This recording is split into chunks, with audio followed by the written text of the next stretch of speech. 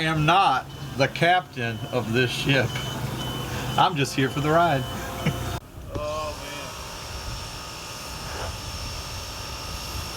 man. We're out here in Port Aransas on this beautiful windy day in May, enjoying a little trip on a boat with Craig and Beth Hall. It is so amazing just to get out for a minute. And as we're thinking about all this, navigating new waters of life comes to mind. As we think about an amazing illustration, and we're just making this right in our context for today, Hebrews 6:19 talks about this hope that's an anchor for our souls, secure and firm.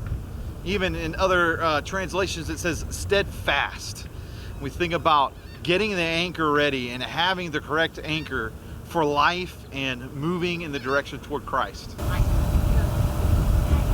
It didn't work. And I can't remember. Hey man, we're just sitting here with some longtime friends, and I've got Craig Hall here on his next adventure, living in and on the waters. And so man, it's an honor and pleasure to be here in Port Aransas. And as we're thinking about moving and navigating through life and going in that direction, and as we're sitting here in a boat and on a ship almost, man, Craig, I want you to share with me maybe some of your first stories of even on this next adventure, what you dealt with, even figuring out the importance of like an anchor. And I heard you got a really good story about some first times and some things that were going on. There's plenty of mistake first times, Brent.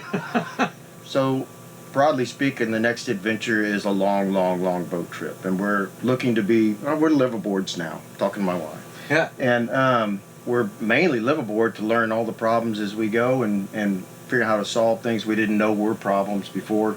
But we were at and my background was before.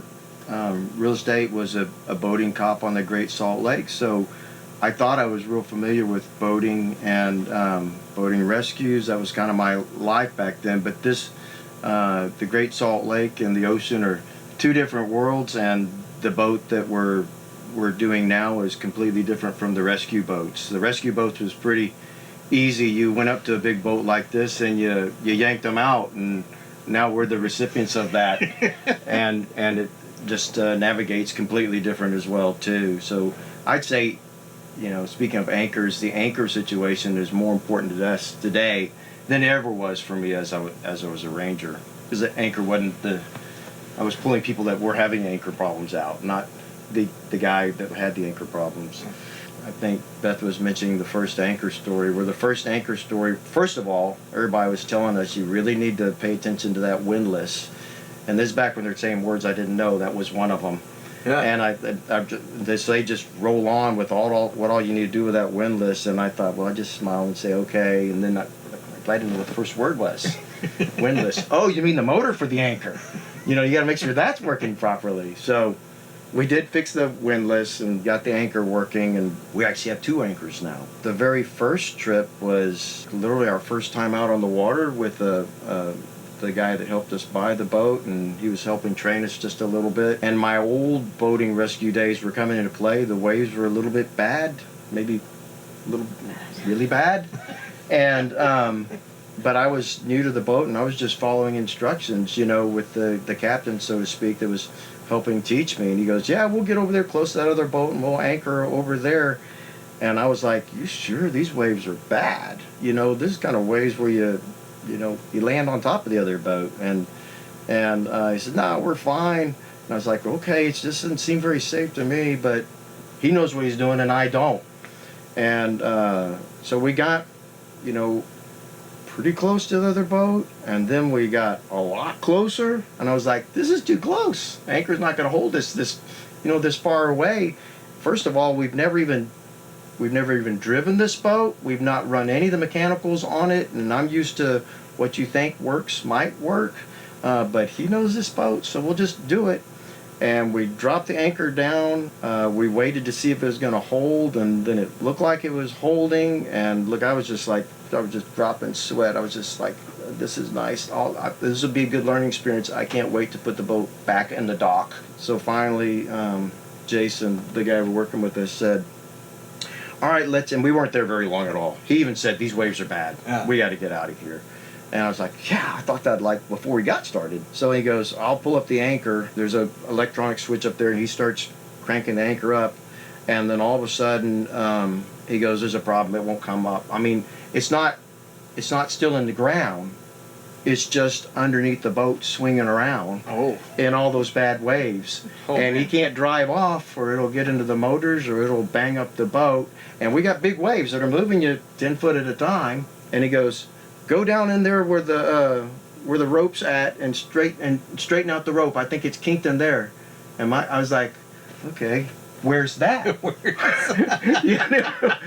So he goes, it's probably back, back under your bed. So I was like, it's hot like it is in here right now. It's really hot, and I'm sweating, scared. It's like, we're in a problem, and we got a time frame to fix this thing, and he can't drive the boat, and I'm supposed to, he's now relying on me to fix what I don't even know what is or where is.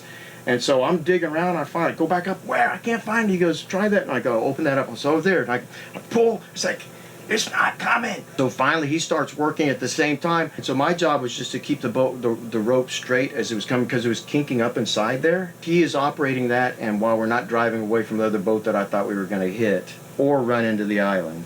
And so I've never pulled so hard in my life for so long. There's like that stuff where you're going, I'm out of juice, but I gotta keep pulling to get it done. And we got out of there, and we got back to the dock.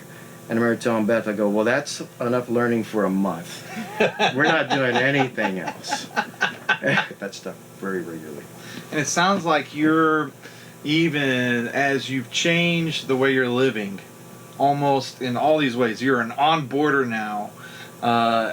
You have to also say, I need to change my mindset.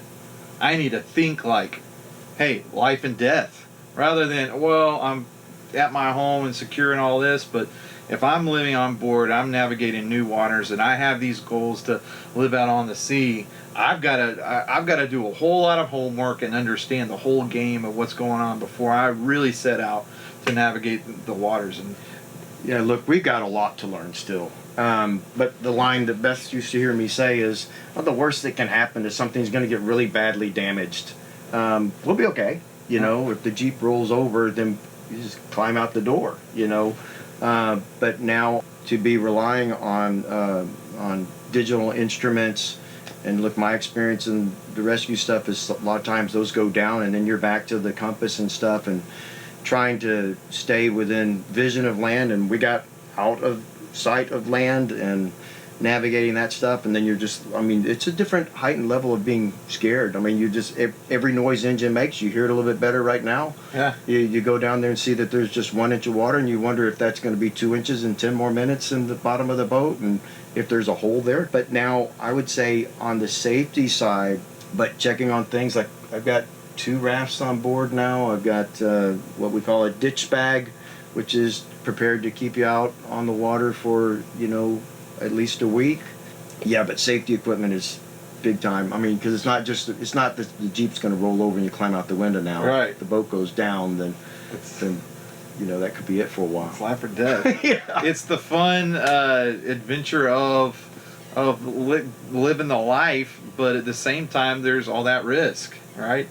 And I think too, so many times we see things or have a vision for our lives, but maybe we want to do so much more, and it takes maybe some time to find a community to learn on our own, and maybe have some failures so that you know what to do right. Without a doubt. Look, and we got frustrated. Like in South Padre, and met a gal that turned out to be the boat mechanic that taught us a whole bunch of stuff. And, on a Christian level, she was not a believer and gave meaning to why we were in South Padre. It's like we really connected, and there's something very, very God thing going on. it's clearly a faith thing that I get now why we were stuck in South Padre for 2 years. Us and Lena have this little thing that's very, I get chills when I think about it. Yeah. She came to know God through that visit. Oh man. You know, like I use that Jeep analogy. Look, if we roll over a Jeep, as long as it's not on a cliff, we roll over a Jeep, the worst we do is we got it stuck, and we've been stuck a lot. And, or we go through the mud or through a creek with the water over the hood, you know, we can see the bank. And I can't tell you how many times, even on the boat, Beth will go up, she's nervous. I go, yeah, but look where we're at. I said, can you swim from here to there? Yeah. She says, well, that's all you got. You just got to swim from here to there. If the boat goes down, it's not going to be good, but you can swim from here to there. It's always been a hard balance for me between that fine line between what faith is and how faith, how much trust you put into faith. I think at one point I was of that entrepreneurial world that you do whatever it takes to make you do it. And I remember one time really kind of putting God aside and maybe even being mad at God. It's like, man, I came back to Texas so these kids could grow up in a Christian environment. I'm working 5 jobs. We're dead broke, and I was like, aren't you? You should be blessing me. Yeah. And when I look back on it now, that was one of the best times of my life because it taught me, as hard as I would work, and I don't have a give up spirit, that at some point, you know, it's not you. You think that you can fix, and look, you got to prepare the best you can. But you're not the one that's going to get you out of the worst problems that exist, or make the worst problems not be that in the end, that there's another story attached to it. And so, like I said, that's a whole nother story. But that day when we were at the very end, financially, facing foreclosure, being a dad, working 4 jobs, and thinking I could work harder, and one day shaking like a leaf. And I remember even Beth telling me there's no food in the house. I go, sure there is. She took the hot dogs and the tortillas and made pizzas that the kids asked for today. But that's where we're talking about before, where I say put God's hand on the steering wheel. I would like to think I was one of those believers that just trained and believed it and just did that.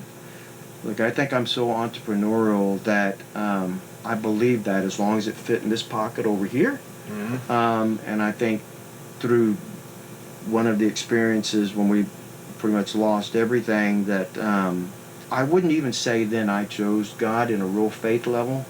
It was just all there was. In fact, I think about the water now, because the vision, I see it right now, the vision in my head was like we were just drowning. And we were in water where you could not see land, and we were just drowning. And look, God showed up that day. I was alone in a room. I actually contemplated suicide and was mad because I didn't think it was a realistic option, because all it would do was make Beth's and the boys' lives even worse. Yeah. But I wanted the option. But that day, God did show up, but He didn't show up while I'm sinking 2 feet under the water. He didn't show up in a big boat. It was like, it's just like a piece of thread, and it's like, grab on. And it was like, I remember thinking, and if I had not been beat down to here, I still don't believe that thread can pull me out. Yeah. It's all I got. And then I did grab the thread, and that's where this thought process of putting God's hands on the steering wheel really just kind of went on to so many things that I grabbed that because there was nothing else. And I still didn't believe that would work, and that's exactly what has pulled me out so many times. I think about the analogy of the anchor and the prep work that we're doing. We've started the adventure, we've tasted some problems, and we've seen some things now that we really could have been in trouble with, even from South Padre to here, and we're going to prepare even better. But one thing I do know is, the anchor, it's got a hold in the storm of life, and it's got a hold in my boat. That's why I've invested into 2 of them in 2 different kinds. Done the homework now that there's a certain amount of chain that's got to be attached to that anchor, so that because the chain's what holds the anchor laying down in the water, that when it gets pulled, it doesn't get pulled up, it gets pulled forward and goes back down in again. Or that faith and that anchor, so to speak, in a storm has allowed me to take more chances than I would ever do, and I know Beth would either in our lives. And so it's a little bit easier to go now knowing God's God's really got it. I would like to think that we know how to navigate and avoid the storms, but the storms are coming. Yeah. There's not. And Beth said, "Were we going to go on calm days?" I said, "We're always going to plan to go on calm days." But you know, even the weather predictions can't. They're incorrect, or there's little storm cells that just pop up, and there's stuff in the water. I mean, leftover from old hurricanes that is sticking up that can stab into your bow and create a hole. So, I hope I'm headed down with what you're trying to ask me, but you can plan all you want to plan, but storms are going to happen. So how do you navigate those? Well, you do check the radar. You do check the weather. You do check your boat before you go. You check to make sure you have all the safety equipment ready for the bad thing that happens. That's all the mechanical you can do, fix things. But we pray before we leave every single time.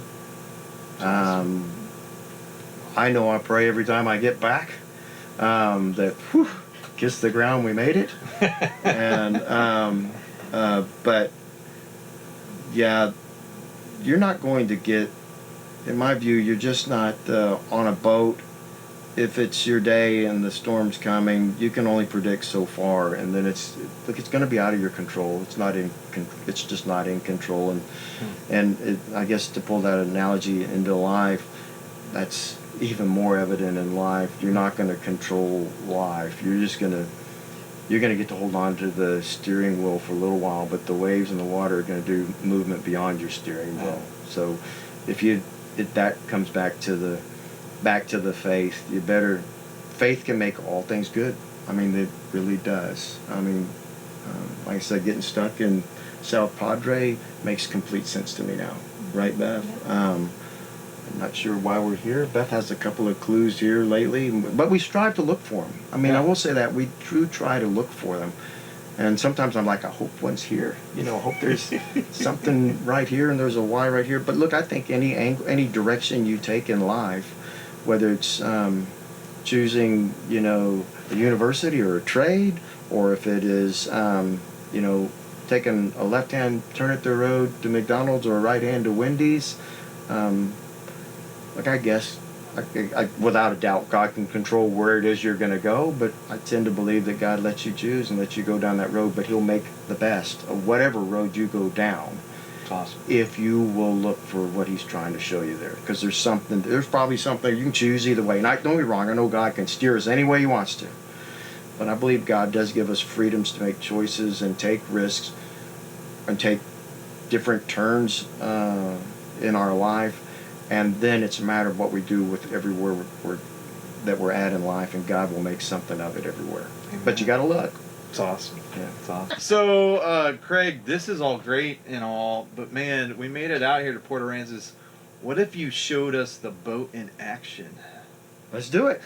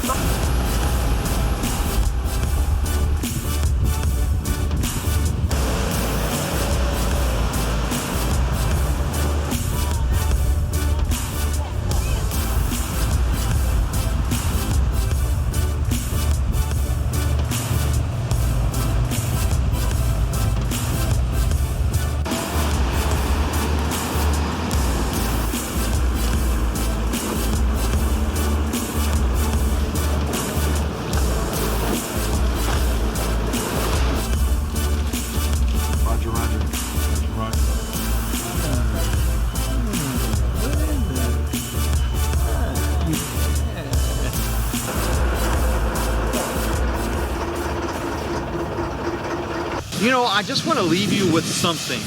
Maybe you're a student moving through life. Maybe you're transitioning into the summertime. And maybe the question for you is, what is anchoring your soul? What are you anchoring your hope in?